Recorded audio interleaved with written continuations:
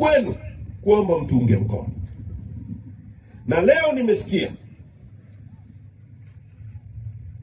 huyu mama ameunda tume, alishaiunda of course, na leo sijui ndio alikuwa anaiapisha, sijui ni nini, tume ya kuchunguza, kwamba inakwenda kuchunguza waliochochea. Anasema ni tume ya kwenda kuchunguza waliochochea na waliotoa, si waliofadhili, si waliofanya nini, yale yaliyojitokeza tarehe 29. Sasa ndugu zangu, nchi hii kumekuwa na kilio kuhusu uchaguzi tangu mfumo wa vyama vingi ulipoanza. Ni uongo? Ni kweli? Miaka yote hakuna wakati ambao uchaguzi umefanyika watu wasilalamike kuhusu faulu za kwenye uchaguzi. Nasema uongo? Hakuna siku ambayo uchaguzi umefanyika watu wakashinda uchaguzi kwa sababu wananchi wamewachagua. Mimi nimewahi kuwa mbunge, mimi nimekuwa diwani, lakini nimekuwa diwani na mbunge watu walikufa mpaka mimi kutangazwa. Yaani nimeshinda, wananchi wamenichagua, lakini kutangaza hayo matokeo ilibidi iwe vita ndio mimi nitangaza. Wananchi wa Tanzania wamekufa kwa maelfu kwenye matukio ya kiuchaguzi. Uchaguzi ambao katiba yetu ibara ya 8 inasema wananchi ndio msingi wa mamlaka na madaraka, unapaswa kuwa a noble thing, a peaceful thing, a peaceful occasion. Tukio la amani, tukio la haki, tukio la uwazi. Kwamba tumekuja tumesimama hapa, John Heche anagombea na mwenyekiti Ngoto. Mwenyekiti Ngoto kura zake ni nyingi kuliko za kwangu, nampa mkono na mwambia we live to fight another day, tukutane baada ya miaka 5. Ndio uchaguzi unapaswa kuwa. Kama uchaguzi mlioona wa Chadema uliofanywa tarehe 21 mwezi wa kwanza mwaka jana kutuingiza mimi na Lissu madarakani. Nchi nzima ilikuwa inaona. Uongo kweli? Kura moja ikahesabiwa. Kuna sisimizi alikufa pale Mlimani City. Tulitoka tukashikana mkono na timu mpya imeingia madarakani na inapiga kazi pamoja na kumkamata mwenyekiti wetu. Ndio uchaguzi tunaotaka. Miaka yote uchaguzi umekuwa watu wanakufa. Sasa leo tumelia kuhusu mabadiliko ya kiuchaguzi. Huyu mama alipoingia madarakani akamkamata mwenyekiti wetu Mbowe, akampa kesi ya ugaidi. Akakaa naye miezi 8, baadaye akaja akamwachia. Wakasema tufanye maridhiano. Mimi nilikuwa miongoni mwa watu 5 peke yake walioteuliwa na chama chetu kuwa kwenye ile timu. Kwa huwezi kuniambia chochote, najua. Tangu siku ya kwanza tulipoingia tumetoka Ikulu, tumemaliza miezi 2, tulipoenda kikao cha pili nikamwambia mwenyekiti, huu ni uongo. Hii ni danganya toto. Wakatukalisha mle mwaka mzima wanatuzungumzisha. Mwisho wa siku wakavunja maridhiano. Tukasema tuende kwenye uchaguzi sasa wa serikali za mitaa. Tukaenda kwenye uchaguzi wa serikali za mitaa 2024. Nini kilitokea? Watu wa Chadema wote wakaambiwa hawajui kusoma na kwamba wanaojua ni CCM tu, ambao tumesoma nao. Kama huko Michile shule ya msingi na yeye umesoma naye Michile shule ya msingi, kwa sababu tu yuko CCM yeye anajua kusoma. Wewe ukiwa Chadema kichwa chako kinafuta maandishi yote, huwezi kusoma na kuandika. Mpaka mwalimu mstaafu, mwalimu mkuu akaambiwa hajui kusoma na kuandika. Darasa la 7 wa CCM anajua kusoma na kuandika.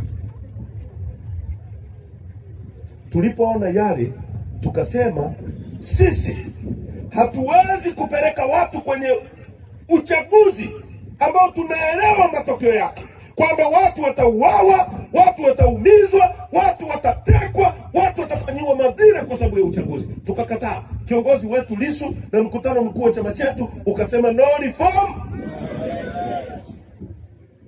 Huyu mama akajipitisha mwenyewe ndani ya CCM, akatoka ndani ya CCM, akaja akakamata Lissu akamweka ndani, akamaliza na Lissu, akamuondoa Mpina, akamaliza, akaenda kwenye hicho kinachoitwa uchafuzi peke yake.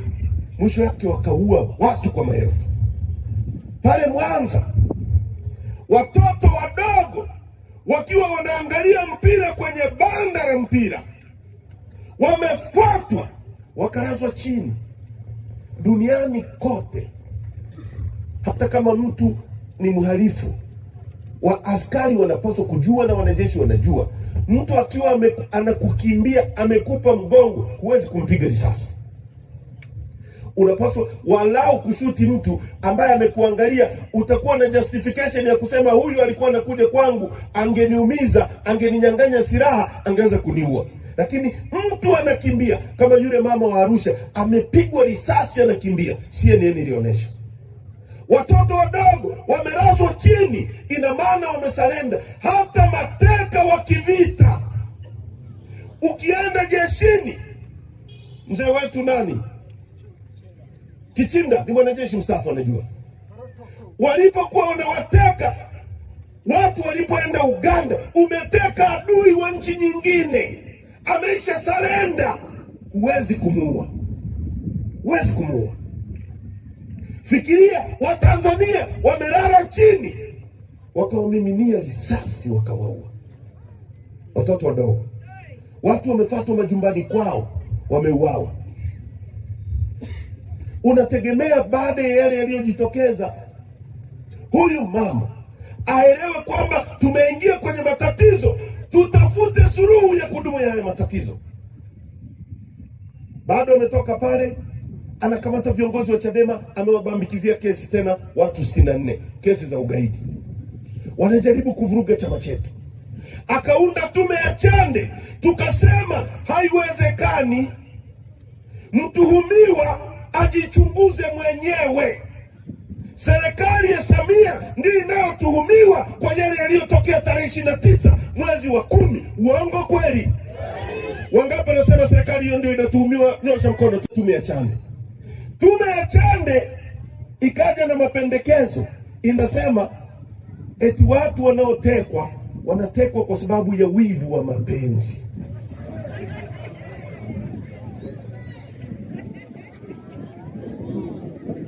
Ni mimi nasema au ni Chande alisema? Tume ya Chande ikasema watu wanaotekwa wanatekwa kwa sababu za kishirikina, wanatekwa kwa sababu za kibiashara, wanatekwa kwa sababu za mapenzi. Tukamuuliza, Humphrey Polepole wa CCM alitekwa kwa sababu ya mapenzi ya nani na nani? Mdude Nyagali wa Chadema alitekwa kwa sababu ya mapenzi gani? Deusdedith Soka, mwenyekiti wetu wa vijana mkoa wa Temeke, ametekwa kwa sababu ya mapenzi gani? Bwana Kipanya aliyekuwa kiongozi wetu kule Rukwa, aliyepiga picha ya msafara wa Rais Samia ukiwa na zaidi ya magari 300, ametekwa kwa sababu ya mapenzi gani? Au kwa sababu ya ushirikina gani? Au kwa sababu ya biashara gani? Hawakutupa majibu. Sasa leo inaundwa tume nyingine ambayo eti inakuja kuchunguza sio walioua. Yaani hiyo tume haijapewa hadidu za rejea kusema nani aliyeagiza kuua, nani aliyetoa amri, nani aliyeruhusu bunduki zitoke, nani aliye. Hawajachunguza hayo.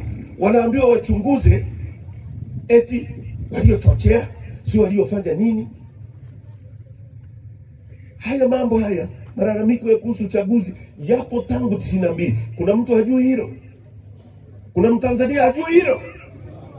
Sasa unapokwenda kuchunguza, wakati tume inayokuongoza ni inayosema kwamba watu wanatekwa kwa sababu ya mapenzi, utapata ukweli?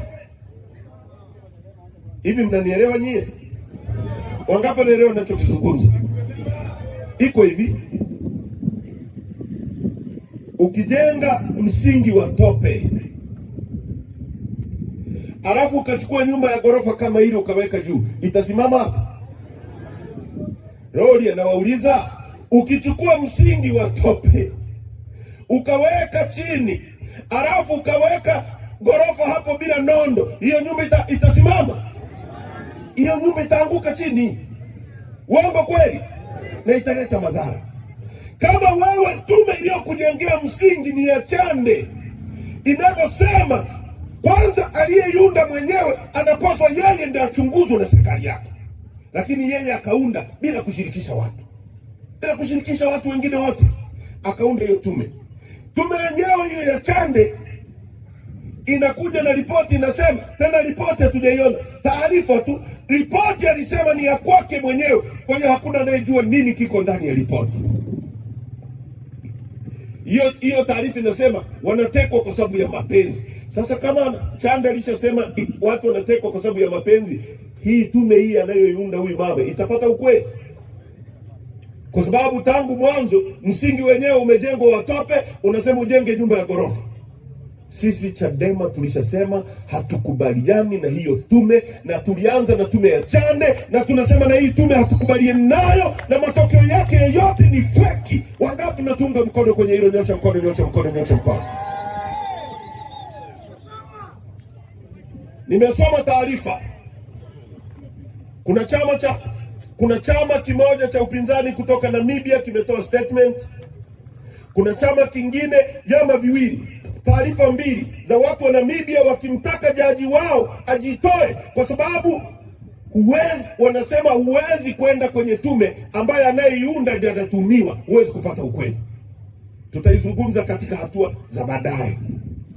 Lakini hebu jiulize, hivi unawezaje kwenda kuchukua jaji Uganda ambako Museveni amekuwa kama Nkurunziza, yuko madarakani miaka 47.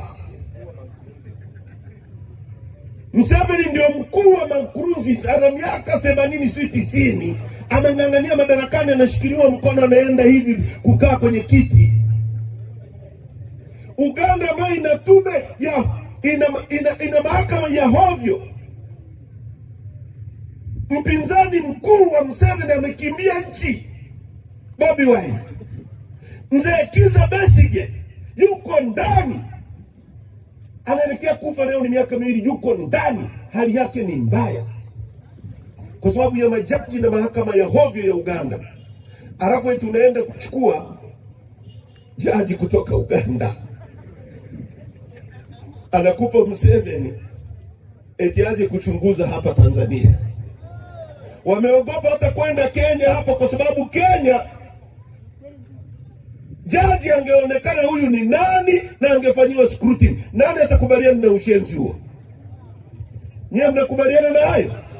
Yaani jaji achukuliwa Uganda, maana yake wanataka kutengeneza wanatengeneza impression kwenye jumuiya za kimataifa, Commonwealth, ICC, kwamba tumeshaanza kujichunguza na tumehusianisha na watu wa kimataifa. Watu wa kimataifa ni hao wa Uganda, ambao mtoto wa Museveni ndio ana control mahakama, anaiambia funga huyo usifunge, huyu mkamate, huyu. Watanzania mko tayari kwa hilo?